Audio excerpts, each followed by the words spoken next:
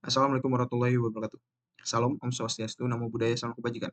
Perkenalkan, nama saya Muhammad Gibran Abdul Razik dari Program Studi Rekayasa Minyak dan Gas Institut Teknologi Sumatera. Pada kali ini saya akan memaparkan mengenai penggunaan geomekanikal pada industri minyak dan gas. Pada kali ini saya akan membahas mengenai jurnal Geomechanical Approaching to Casing Collapse Prediction in Oil and Gas Wells Aided by Machine Learning. Selanjutnya kita akan membahas latar belakang. Penelitian ini membahas mengenai masalah casing collapse atau keruntuhan casing pada sumur, terkhususnya pada formasi gas saran di lapangan minyak marun, Iran, dikarenakan memiliki karakteristik geologis yang kompleks seperti lapisan garam dan anhidrit. Oke. Penelitian ini bertujuan untuk memahami mekanisme dan pengembangan pendekatan machine learning pada pemodelan geomekanik, seperti multi-layer perception atau bisa disingkat MLP, yang dioptimalkan dengan algoritma genetika, yaitu kita bisa singkat sebagai GA, dan juga PSO, yaitu algoritma particle swarm, untuk prediksi variabel geomekanik utama secara lebih akurat berdasarkan data log sumur, sehingga menggunakan perencanaan sumur yang lebih aman dan efisien secara real time. Oke, kita akan membahas metodologi. Yang pertama, pengujian laboratorium. Dilakukan uji mekanis pada sampel batuan untuk mendapatkan sifat elastivitas seperti modul Young, dan rasio Poisson secara statistik. Selanjutnya itu ada uji uniaxial compression. Digunakan untuk mengukur kekuatan batuan. Selanjutnya, menggunakan metodologi pengembangan model geomekanik berupa data log sumur, seperti kecepatan gelombang kompresi dan geser, serta densitas yang digunakan untuk menghitung parameter elastivitas dinamis.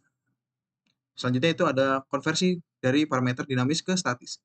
Dilakukan menggunakan hubungan empiris yang dikembangkan melalui regresi linear. Oke, selanjutnya itu adalah aplikasi algoritma pembelajaran mesin. Oke, yang sudah dibahas tadi, MLP atau model multi-layer perception dikembangkan untuk memprediksi stres horizontal maksimum dan rasio Poisson. Selanjutnya itu adalah algoritma, yaitu genetic algorithm dan juga particle swarm optimization atau PSO. Digunakan untuk meningkatkan akurasi prediksi dari MLP. Selanjutnya itu data sumur. Data sumur ini dibagi menjadi dua kelompok, yaitu data pelatihan 70%, ujian 30%. Oke, metodologi yang keempat itu validasi model. Model diuji pada data dari sumber lain di lapangan yang sama untuk mengevaluasi kemampuan generalisasi. Selanjutnya itu akurasi prediksi diukur menggunakan metrik seperti root mean square error atau RMSE dan koefisien determinasi atau R kuadrat. Oke, selanjutnya itu ada analisis risiko, superimposisi kurva rasio Poisson, dan stres horizontal maksimum digunakan untuk mengidentifikasi zona rentan collapse casing. Zona-zona kritis dievaluasi berdasarkan hubungan antara perubahan nilai rasio Poisson dan stres horizontal maksimum. Selanjutnya, yaitu evaluasi dan generalisasi. Model diuji pada sumber lain untuk memastikan kesesuaiannya dalam mengidentifikasi resiko collapse casing di lapangan.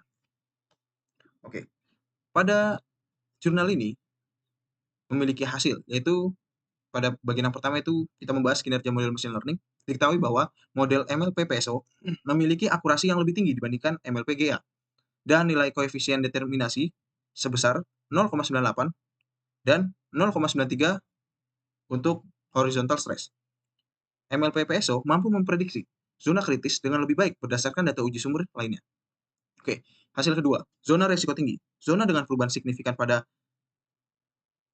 rasio Poisson dan juga horizontal stress, terutama di batas lapisan garam dan anhidrit, ditemukan memiliki risiko lebih tinggi kegagalan casing. Selanjutnya, poin 3, validasi. Algoritma berhasil memprediksi data dari sumber lain di lapangan yang sama, menunjukkan keandalan model untuk aplikasi lapangan lebih luas. Oke, saya akan menunjukkan struktur MLP model. Baik, selanjutnya ini adalah grafis dari regresi konversi dinamik statik.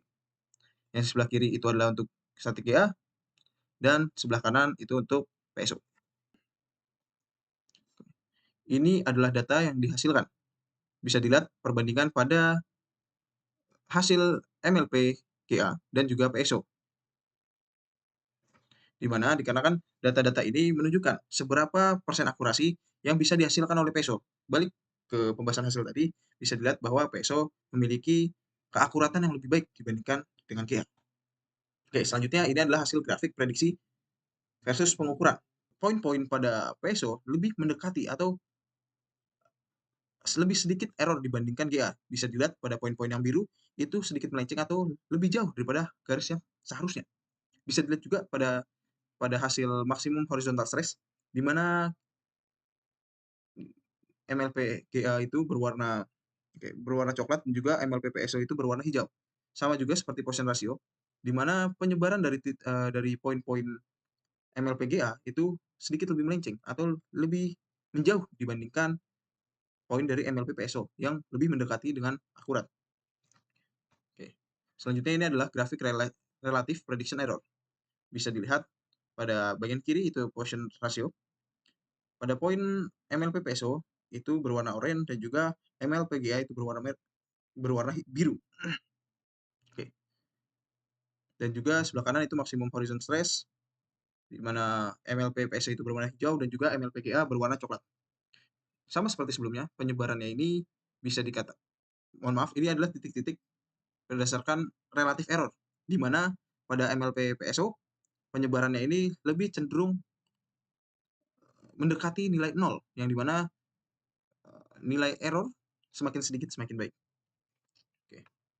Selanjutnya itu adalah grafik root mean square error, di mana kembali lagi nilai dari MLP PSO itu lebih baik dan mendekati error yang lebih sedikit. Ini adalah diagram litologi dan nilai dari horizontal stress. Oke. Bisa dilihat pada poin titik-titik, yaitu adalah maksimum casing dan cement strength. Itu adalah kekuatan dari semen dan casing yang dibuat. Nah, dengan prediksi MLP dan PSO, diperkirakan ada beberapa titik yang dapat mengalami kolaps dikarenakan kekuatan dari casing lebih sedikit dibandingkan tekanan yang seharusnya. Ini berdasarkan prediksi dari MLP PSO. Oke. Oke. Oke. Ini sama seperti sebelumnya, tapi dijabarkan sebagai litologi. Bisa dilihat bahwa pada kedalaman 340,45 itu adalah perubahan perpindahan litologi atau jenis batuan, perbedaan jenis batuan di antara salt dan andesite. Nah, seperti dari gambar sebelumnya, yaitu ada sekitaran 3.400 juga 4 meter, itu mengalami dapat menimbulkan keruntuhan casing dikarenakan maksimum stres lebih besar dibandingkan kekuatan dari si casingnya sendiri. Dan dinyatakan dan dibuktikan terjadinya kegagalan casing pada Januari 2014. Maka dari ini bisa disimpulkan bahwa analisis dari MLP PSO itu akurat dengan kejadian yang sebelumnya sudah terjadi. Diperkirakan lebihan pada stres pada kedalaman 3.400-an meter yang dapat menyebabkan casing collapse. Dan ternyata benar saja, pada 2014 itu terjadinya kegagalan casing pada data tersebut. Maka kita dapat mengambil kesimpulan pada jurnal ini menegaskan pentingnya kombinasi model geomekanis dan pembelajaran mesin untuk memprediksi resiko keruntuhan casing pada sumur minyak dan gas. Model LMP, saya ulangi, model MLP PSO terbukti lebih akurat dibandingkan MLP GA dalam memprediksi rasio Poisson dan juga tegangan horizontal maksimum atau horizontal maksimum stress. Metode ini mampu mengidentifikasi zona risiko tinggi secara efisien, terutama di perbatasan lapisan batuan, dengan karakteristik geologi berbeda. Pendekatan ini menawarkan solusi cepat dan andal untuk mengelola resiko keruntuhan casing di lapangan minyak. Oke, baik. Mungkin itu saja yang akan saya paparkan. Kurang lebihnya saya mohon maaf bila ada kata-kata yang salah atau ada hal yang kurang jelas dan tidak enak didengar. Saya Muhammad Gibran Abdul Razik. Terima kasih. Wassalamualaikum warahmatullahi wabarakatuh. Oh, sorry. Pada sebelah kiri ini adalah gambar untuk Poisson ratio. Bisa dilihat pada poin GA itu berwarna merah. Maaf, GA itu berwarna biru dan juga MLPPSO itu berwarna merah. Pada poin rasio dilihat bahwa